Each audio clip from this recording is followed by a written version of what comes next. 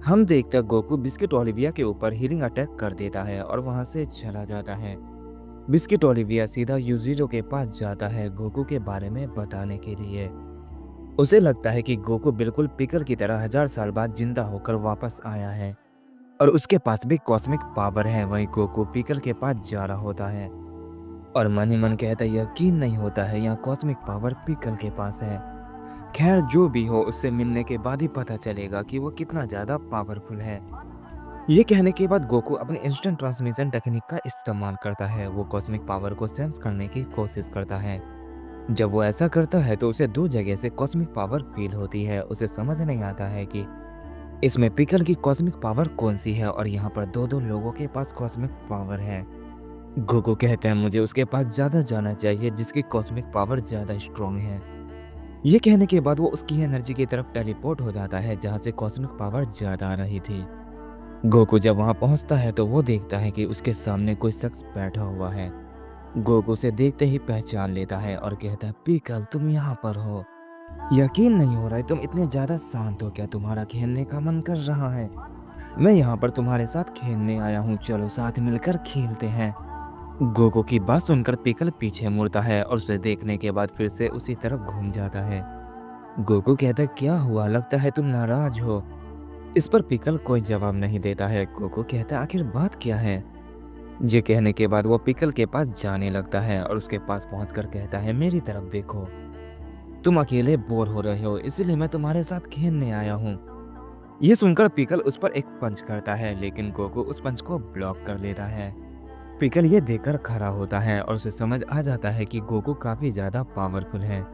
Goku ये देखकर मुस्कुराता है और कहता है आखिरकार तुम मेरे साथ फाइट करने के लिए तैयार हो ही गए, तो चलो अब इसे शुरू करते हैं, मुझे तुम्हारी कॉस्मिक पावर देखनी है। वहीं दूसरी तरफ हम ओमनी किंग गोकू और ग्रैंडपिस्ट गोकू को देखते हैं जो आपस में फाइट कर रहे थे। बहुत समय बीत चुका था लेकिन ग्रैंडपिस्ट गोकू हार मानने का नाम ही नहीं ले रहा था।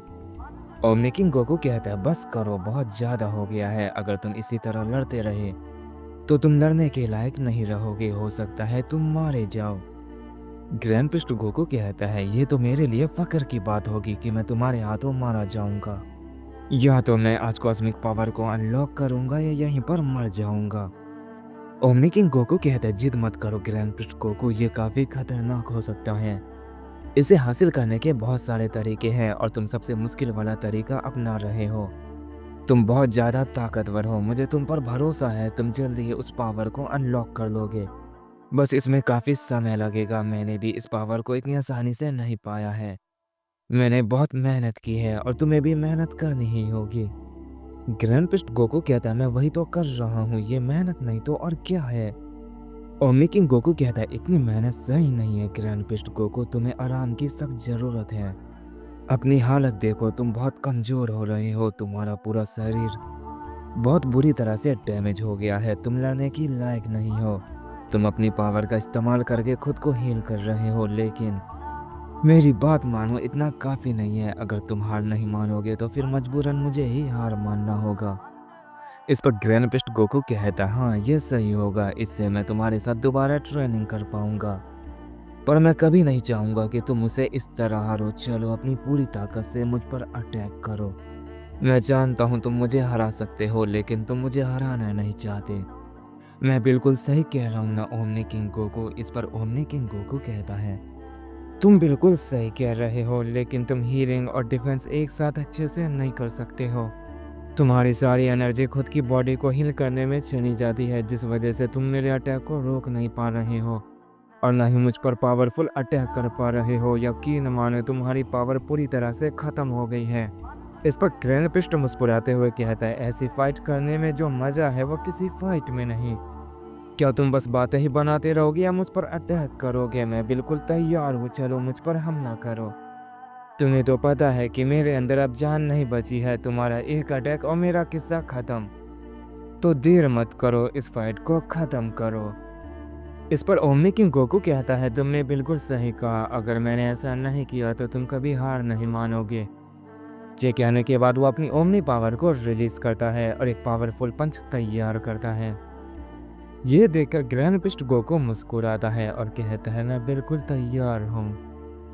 और तभी ओमी किंग गोकू वो पंच कर देता है, जिससे वहां पर एक तेज रोशनी निकलती है और सब कुछ तबाह हो जाता है और ये फाइट खत्म हो जाती है। ओमी किंग गोकू कहता है तुम काफी शानदार लड़े। ये कहने के बाद वो अपने ओमनी यूनिवर्स को खत्म कर देता है और वो सब अर्थ पर आ जाते हैं। ग्रैंड पिस्ट की जब आंख खुलती है तो वो खुद को अर्थ पे पाता है और कहता है मैं ये कहाँ पर आ गया। तभी चीची और बाकी सब ग्रैंड पिस्ट गोकू को होश में देखकर काफी खुश होते हैं और कहते हैं आखिरकार तुम होश में आ ही गए। इस पर गोकू कहता है मैं कहाँ पर हूँ। चीची कहती है तुम अर्थ पे हो, ओमी किंग गोकू ने तुम्हें यहाँ पर आराम करने के लिए छोड़ा है। ग्रैंड पिस्ट गोकू कहते हैं वो कहाँ है। इस पर चीची कहती है वो तो जैनोसामा के प्लेस पर है। तुम दोनों को इस तरह नहीं लड़ना चाहिए था, तुम्हें पूरे 2 दिन बाद होश आया है। पता नहीं तुम सबको इस तरह फाइट करने में क्या मिलता है। ओमनी किंग गोकू की आदत थी, लेकिन तुम्हारी भी ऐसी ही आदत है। इस पर ग्रैंड पिस्ट गोकू मुस्कुराते हुए कहता है हम सब एक ही जैसे हैं, तुम्हारा शुक्रिया जो तुमने मेरा ख्याल रखा। मुझे और ज़्यादा ट्रेनिंग करनी होगी, मुझे बहुत ज़्यादा पावरफुल बनना है ताकि मैं कॉस्मिक पावर को अनलॉक कर सकूं। उस फाइट के बाद मुझे महसूस हो चुका है कि मैं अभी भी बहुत ज़्यादा कमज़ोर हूँ। ये कहने के बाद ग्रैंड पिस्ट गोकू वहाँ से जाने लगता है। चीची कहती है अभी तो तुम ठीक हुए हो, तुम कहाँ जा रहे हो। ग्रैंड पिस्ट गोकू कहता है जो ओमनी किंग गोकू ने मुझे करने के लिए कहा है मैं वही करने जा रहा हूँ। मैं वो फाइट हार चुका हूँ और मुझे अपना वादा पूरा करना होगा, पर मैं जब भी यहाँ पर आऊँगा जब मैं बहुत ज़्यादा ताकतवर बन जाऊँगा। ओमनी किंग गोकू से कहना कि मैं दोबारा उसे जल्द मिलूँगा, मेरा इंतजार करे। ये कहने के बाद ग्रैंड पिस्ट गोकू वहाँ पर एक पोर्टल खोलता है और वहाँ से चला जाता है। चीची और बाकी सब उसे देखते रहते हैं और देखते ही देखते ग्रैंड पिस्ट गोकू वहाँ से गायब हो जाता है और तभी वो पोर्टल अचानक से गायब हो जाता है। तभी वहाँ पर ओमनी किंग गोकू आता है और कहता है शायद मैं लेट हो गया। इस पर चीची कहती है हाँ तुम लेट हो गए, वो जा चुका है। अगर तुम कुछ सेकंड पहले आते तो शायद उससे मिल पाते, वो अभी अभी गया है। इस पर ओमनी किंग गोकू कहता नहीं इसकी कोई ज़रूरत नहीं है, मुझे उस पर भरोसा है। अगर वो मुझे देख लेता तो शायद वो अपना इरादा बदल लेता। अच्छा हुआ वो चला गया। मैं जानता हूँ वो मुझसे दोबारा लड़ने जरूर आएगा, मुझे उसका इंतजार रहेगा। चीची कहती है अगली बार तुम अपनी पूरी ताकत का इस्तेमाल मत करना, वो बहुत ज़्यादा घायल हो गया था। इस पर ओमनी किंग गोकू मुस्कुराते हुए कहता है वो अभी कमज़ोर था, लेकिन अगली बार वो मुझे अपनी पूरी ताकत इस्तेमाल करने पे मजबूर कर देगा। हो सकता है अगली बार वो मुझे हरा दे, तो चलो मुझे जल्दी से खाना दो, मुझे भूख लगी है। चीची कहती है तुम्हें इतनी भूख क्यों लगती है गोकू। इस पर ओमनी किंग गोकू कहता है क्योंकि तुम बहुत अच्छा खाना बनाती हो, इसलिए मैं इतना ताकतवर हूँ, तुम समझ गई ना। अगर तुम मुझे खाना नहीं दोगी तो मैं कमजोर हो जाऊंगा।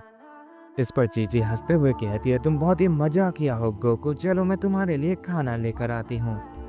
इसके बाद चीची सबके लिए खाना लाती है और सब खाने लगते हैं। इसके बाद हम गोकू को देखते हैं जो पिकल से फाइट कर रहा था। पिकल जो अपनी कॉस्मिक फॉर्म के अंदर ट्रांसफॉर्म हो गया था। गोकू उसकी कॉस्मिक फॉर्म देखकर कहता वाह क्या बात है पिकल, मैं इसी का तो इंतजार कर रहा था। आखिरकार तुमने अपनी फाइनल पावर का इस्तेमाल कर ही लिया, ये काफी लाजवाब है। तभी हम पिकल को देखते हैं जो बहुत जोर से चिल्लाता है और उसके चिल्लाने से पता चल रहा था कि वो अपनी फुल पावर का इस्तेमाल कर रहा है। वो जान चुका था कि गोकू उसकी पावर को झेलने के लायक है। पिकल काफ़ी खुश होता है और उसके चेहरे पे एक स्माइल होती है क्योंकि उसे एक ऐसा ओपोनेंट मिला था जो बहुत ही ज़्यादा पावरफुल था और जिसके खिलाफ वो अपनी पूरी ताकत का इस्तेमाल कर सकता था। पिकल अपनी फाइटिंग पोजीशन ले लेता है और वो गोकू पर अटैक करने के लिए बिल्कुल तैयार हो जाता है। गोकू भी ये देखकर पिकल से फाइट करने के लिए तैयार हो जाता है और पिकल से कहता है चलो इसे शुरू करते हैं।